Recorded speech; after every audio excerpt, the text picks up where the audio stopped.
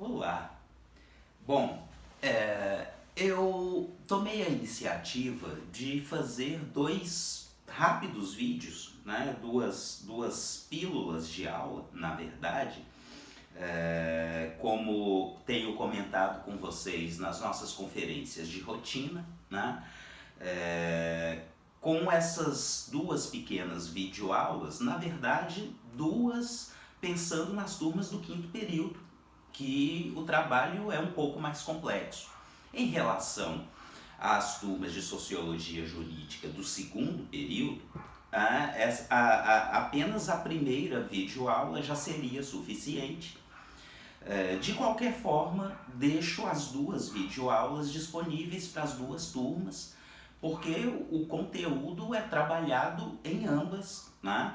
Porém, né, que fique claro, o enunciado, a questão, o trabalho proposto para as turmas do primeiro período buscam aferir a função do direito penal nas sociedades complexas, a função estabilizadora do direito penal nessas sociedades. Já para o trabalho do quinto período, né, eu peço que usem a mesma referência, a função estabilizadora do direito penal nas sociedades complexas, segundo Durkheim, e também, né, a análise marxiana em relação às instituições jurídico-penais. Né? Então é aí que o trabalho do quinto período se mostra mais complexo. Né? Ele demanda um outro foco, né? E por isso as duas videoaulas, exatamente para situá-los um pouco melhor. Vocês têm as conferências, as aulas, né, rotineiras, que ficam gravadas e disponíveis. E porque estamos tendo alguns pequenos problemas de dificuldade de acesso à gravação de algumas dessas aulas, fundamentalmente por isso, né? Para que todos tenhamos tranquilidade, para que eu próprio me sinta mais tranquilo ao encomendar e, consequentemente, avaliar o trabalho em torno desses conteúdos, eu vou deixar disponível aqui pelo Canvas, né, essas aulas gravadas que tratam da mesma conversa que temos nas nossas conferências de rotina. Né? Então é apenas mais uma chave, né? mais um elemento que pode ajudar na organização do trabalho. Essas videoaulas, nesse sentido, são muito simples e não tem nada novo, né, em relação a aqueles de vocês que têm frequentado, que têm seguido, né, as aulas nas turmas de vocês. Mas, então é isso, o trabalho ele tem essas duas chaves, né, pensando pelo menos no quinto período, o funcionalismo sociológico durkheimiano, a análise sociológica crítica conflitivista marxiana. Tá? E aí a gente tem uma referência, uma mesma referência para todas as turmas, seja do segundo período, seja do quinto. Eu encomendei com esse trabalho, né? Aí a gente tem a referência do documentário, né, do filme Auto de Resistência, e que também está se mostrando um pouco problemática, porque essa referência não está assim amplamente acessível. Então alguns de vocês, né, já têm se manifestado quanto à dificuldade de assistir o filme, e em relação a todos, né, que tenham qualquer dificuldade para assistir o filme, né, reforço, coisa que já anunciei, mandem uma mensagem e eu prontamente já tenho retornado, passando um trabalho alternativo, se para você né, parecer difícil ter acesso ao filme. Eu estou mantendo isso como um trabalho alternativo porque o meu desejo, né, no meu planejamento, o filme é uma referência importantíssima para a reflexão no âmbito da sociologia jurídica. Esse filme, como eu já disse, né, é um documentário, quer dizer, não é uma ficção, e que mostra, né, a prática dos autos de resistência no município do Rio de Janeiro. Né? Então, do que se trata exatamente? A atuação, né, a atuação da polícia carioca, particularmente, no contexto dos aglomerados periféricos, das favelas. Né? Então, a rotina de atuação policial, fazendo as suas incursões, né, nos últimos anos, todos, inevitavelmente, vamos contextualizar essa operação rotineira da polícia, completamente atrelada ao motivo da guerra às drogas, enfim. Né? Mas fato é que nesse trabalho de rotina da polícia carioca, particularmente, né, é notório, é público, né, o alto índice de mortalidade violenta, né, inclusive mortalidade violenta relativa à população periférica e relativa à própria polícia. Né? O volume de policiais mortos a cada ano no Brasil em decorrência desses conflitos só tem aumentado. Mas, enfim, um recurso, né, uma estratégia jurídica que há alguns anos tem sido muito usada, e é exatamente o que o documentário explora, isso que conhecemos como auto de resistência. Ou seja, numa incursão da polícia em um daqueles morros cariocas, quando há uma situação de confronto e que culmina em óbito, e aí particularmente, estritamente pensando no povo da favela,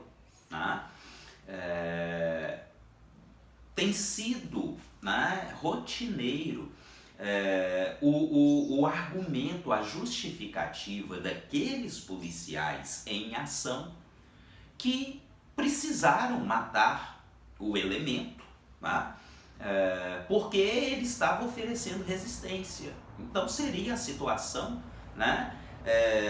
de um confronto armado, e que, por uma questão de sobrevivência, o policial precisou eliminar o seu adversário, que oferecia toda a resistência, armada, violenta, enfim.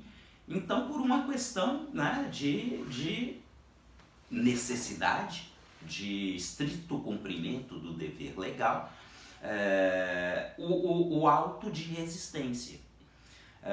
E por muitos anos, isso é o panorama atual, e aí uma denúncia que vem à tona em grande medida a partir dos movimentos sociais organizados, mas uma denúncia que tem vindo à tona no sentido de que, a partir do motivo do auto de resistência, a polícia tem agido impunemente, tem matado geral.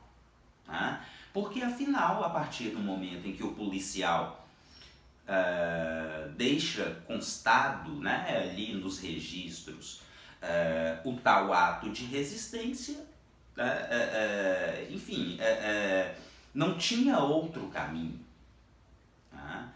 E o documentário em questão vai exatamente mostrar, e aí passa, por uma série de situações que mostram inclusive a atuação de famosos e já falecidos defensores dos direitos humanos no Rio de Janeiro. É o caso da então vereadora Marielle Franco, mostra toda uma atuação da sociedade civil pressionando os poderes públicos em torno de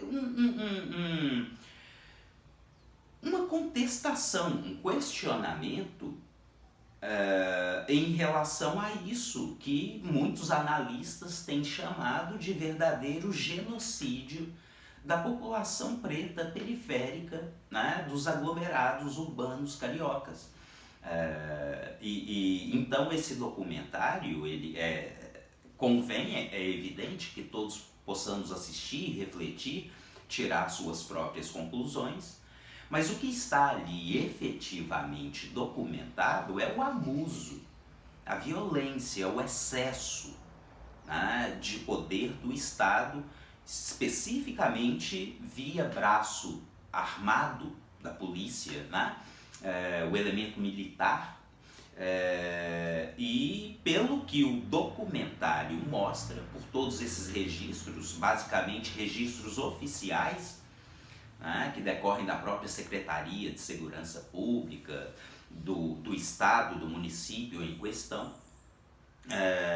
o que fica flagrante é que a polícia tem efetivamente matado geral e matado impunemente, né?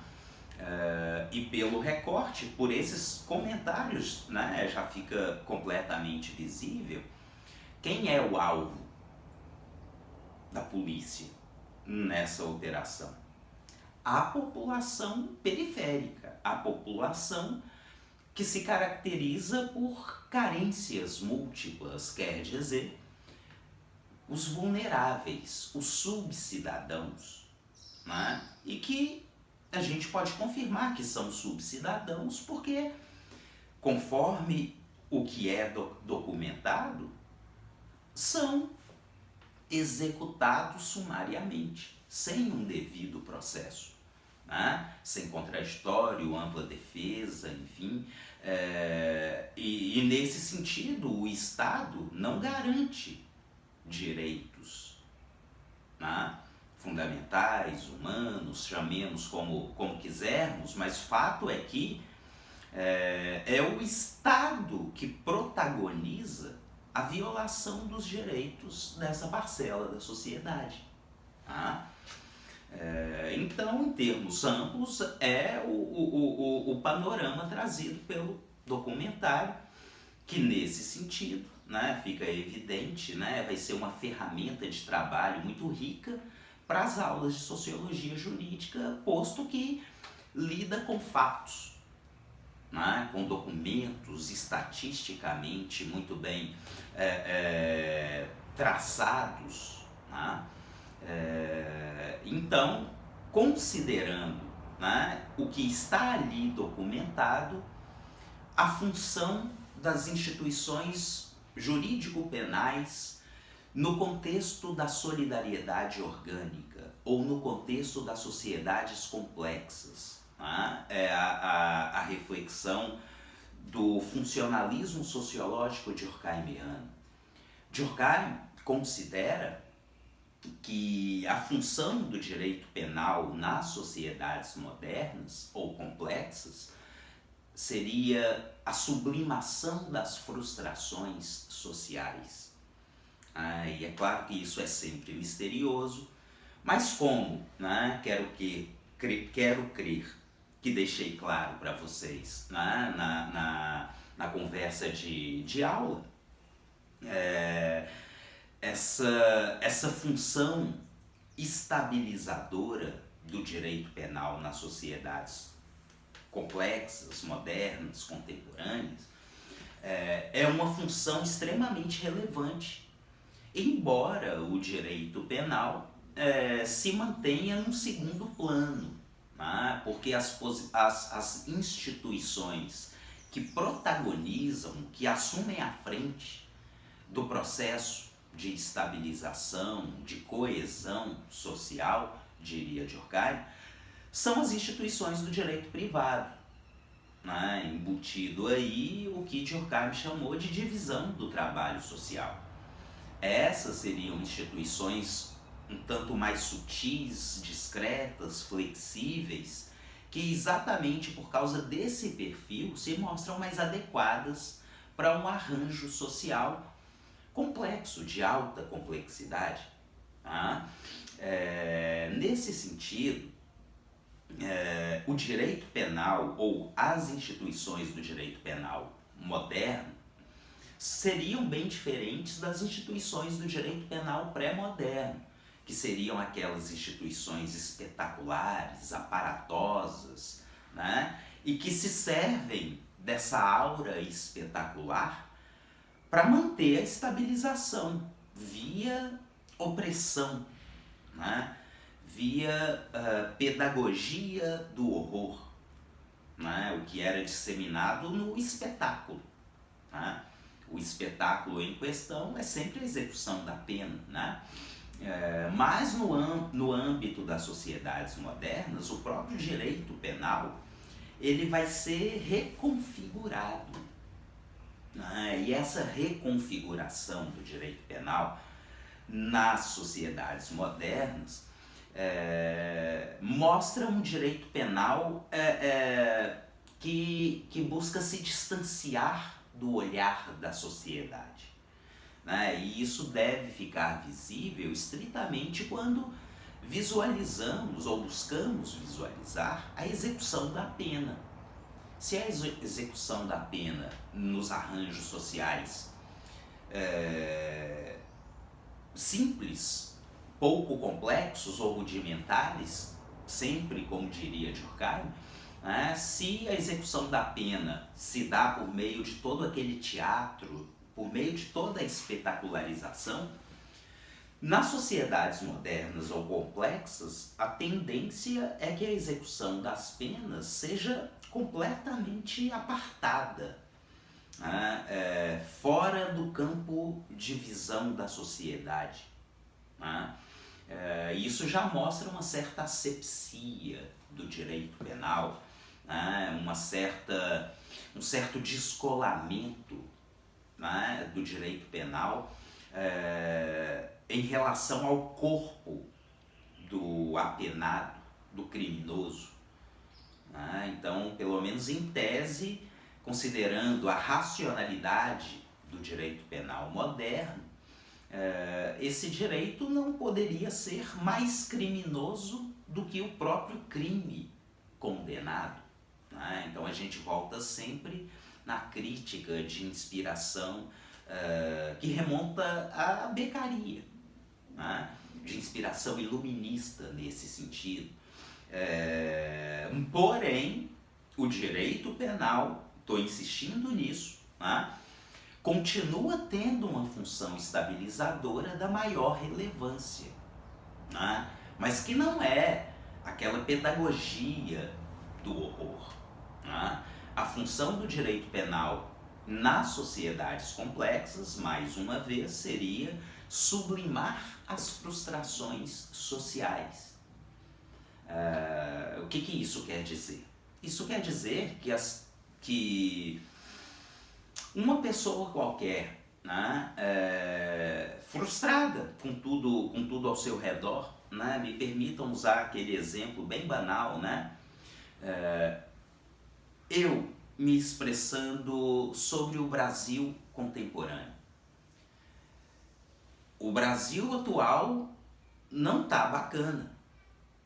Poderia até dizer, tá muito ruim. Então, quando eu digo assim, eu estou expressando uma frustração social. Tá? Agora vejam, quando Durkheim fala em sublimar ou sublimação das frustrações sociais, o que está em questão seria basicamente o seguinte: o Brasil atual está muito ruim, mas a culpa não é minha. Mas eu não tenho nada com isso. Então, quando eu trago, né, quando eu me expresso dessa forma aqui, eu estou querendo com isso exatamente trazer um exemplo concreto do que seria, de como seria sublimar uma frustração social. E seria bem isso. Né? O Brasil está ruim, mas eu não sou o culpado. Eu não tenho nada com isso. Bom, então, quando se sublima uma frustração, necessariamente projeta-se a culpa em alguém. ou em alguns. E é disso que se trata. Tá?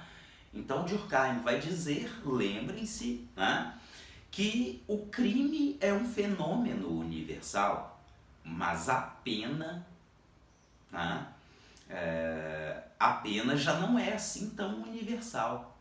Ou seja, há um descompasso, talvez um desnível gigantesco, abissal, entre a prática do crime e a aplicação da pena. Há um filtro extremamente seletivo, poroso, né, que faz com que, se muitos praticam crimes, alguns vão ser selecionados para sofrer a pena. E esses selecionados que sofrem efetivamente a pena seriam exatamente os bodes expiatórios, aqueles em que nós, sociedade, projetamos toda a culpa pelo fato de o Brasil não estar bem, ou tão bem, né? Ou menos mal, talvez. Né? Então a ideia é muito simples. E como o documentário mostra fartamente, né? Quem é o alvo das políticas de segurança pública, do aparato, né, jurídico-penal, pensando particularmente na cidade do Rio de Janeiro, que é o foco. Né? O documentário vai mostrar isso com muita fartura. Né? É dramático, é angustiante, mas é isso que está documentado. Né? Quer dizer, é exatamente aquela lógica que mostra que, no fim das contas, a sociedade define o criminoso a partir de estereótipos. Né? E muito possivelmente com isso, os criminosos mais perigosos, aqueles que cometem crimes, né, que têm um potencial de lesividade verdadeiramente grande, esses a própria sociedade tende a não taxar de criminosos. Né? Então a gente está tratando da seletividade das penas, como o documentário mostra muito fartamente. Tá? E agora eu vou fazer um rápido comentário trazendo como foco a reflexão marxiana, né? Mas vai ser também algo brevíssimo, que, enfim, eu vou fazer diferente hoje. Vamos manter uma única videoaula. Essa videoaula vai ter aí em torno de uns 20 minutos, 20 e poucos. Né? Eu acho que vai ser até mais fácil, né? Porque aí todo mundo vê o mesmo vídeo. Embora os alunos do segundo período já tenham toda a clareza de que eu não estou cobrando, né, essa segunda parte sobre Marx, né, é algo que nós já estamos conversando em aula, né, é algo que vamos precisar, então ninguém vai perder nada com isso. Né? Me permitam, então, vamos emendar tudo, vai ficar uma videoaula que não vai chegar a 30 minutos. Né?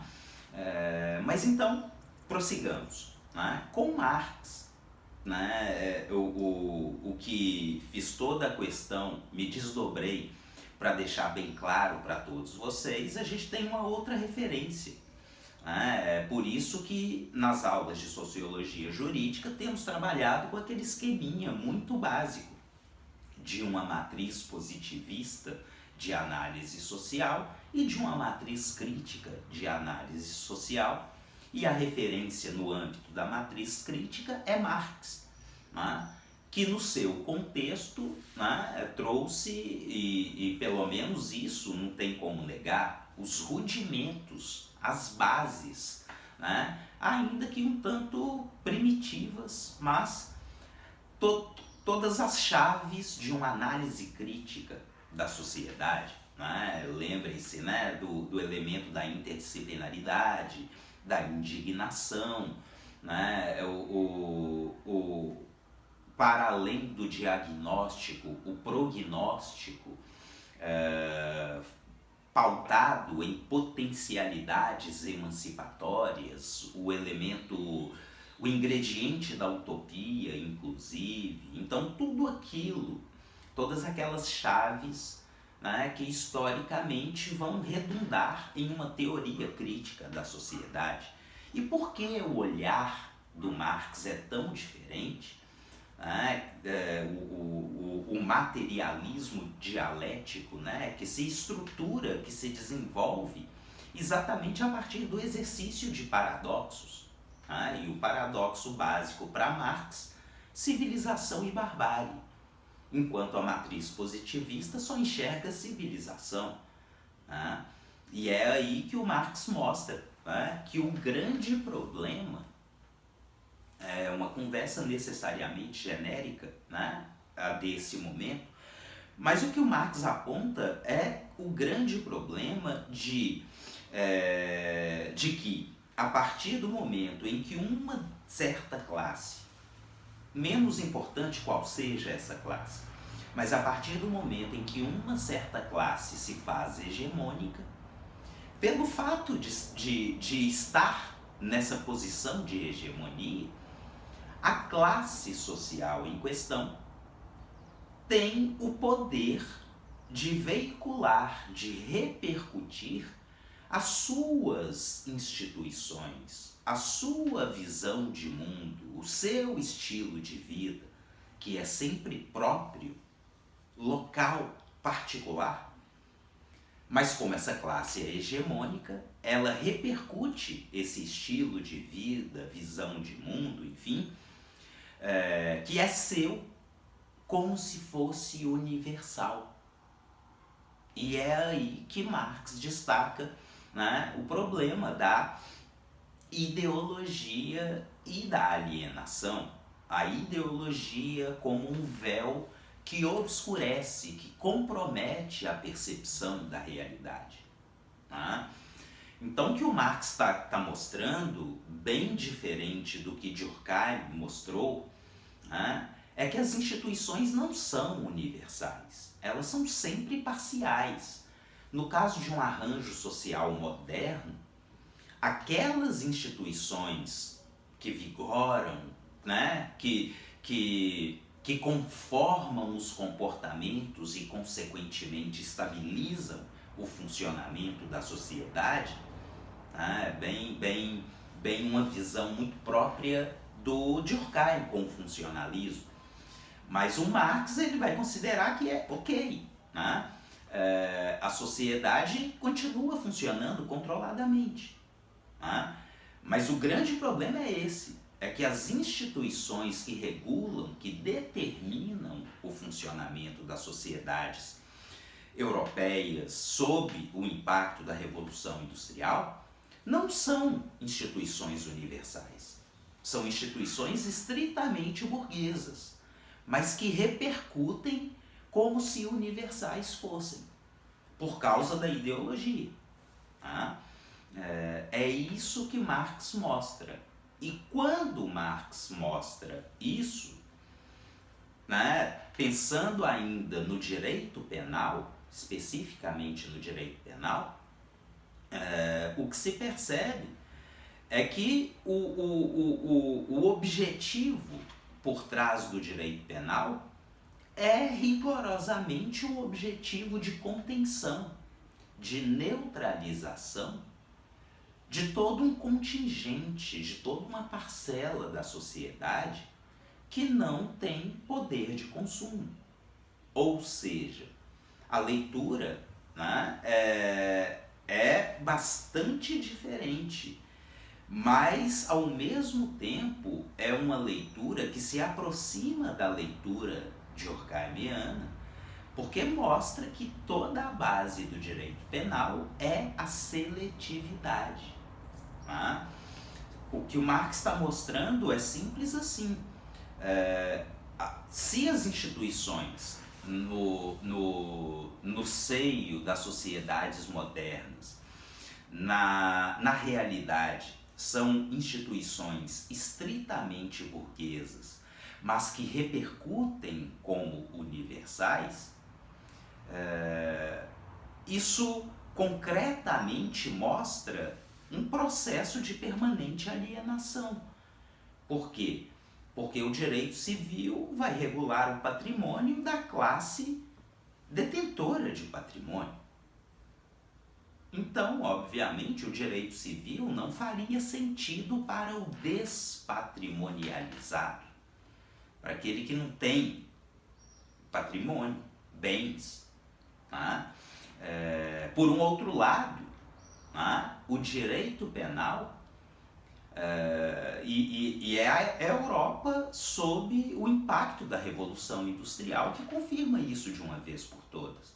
A função do direito penal é neutralizar os que não têm poder de consumo, para que os que têm poder de consumo continuem vivendo a sua vida marcada pela coesão, harmonia, solidariedade. Tá? Então, na perspectiva marxiana, o direito penal é uma instituição estritamente burguesa que tem esse objetivo que todos nós sempre vimos completamente materializado: conter a população pobre. Tá? A ideologia subjacente ao direito penal fala de prevenção geral, de ressocialização, mas isso seria exatamente a ideologia, o véu que nos impede de perceber que o cárcere é só um outro desenho de campo de concentração. Seria basicamente por aí.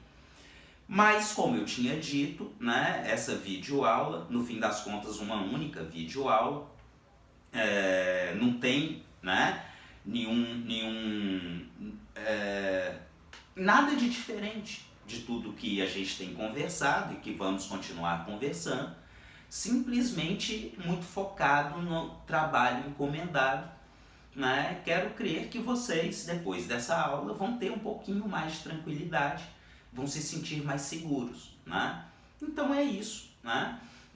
Espero que ajude todos vocês. Muito obrigado.